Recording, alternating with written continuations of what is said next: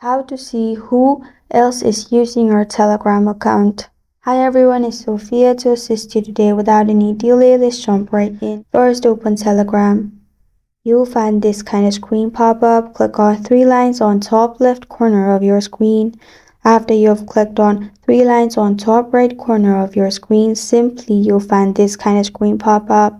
Click on Settings.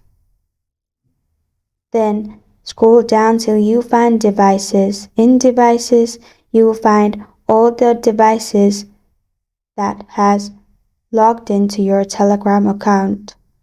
As if it's only available now, it will show this device and below. And this is how to see who else is using your Telegram account. Thank you for joining me today. If this video helps you out, please leave a like and subscribe for more. Got a question or want to suggest a topic? Comment below. I am Sophia signing off until next time.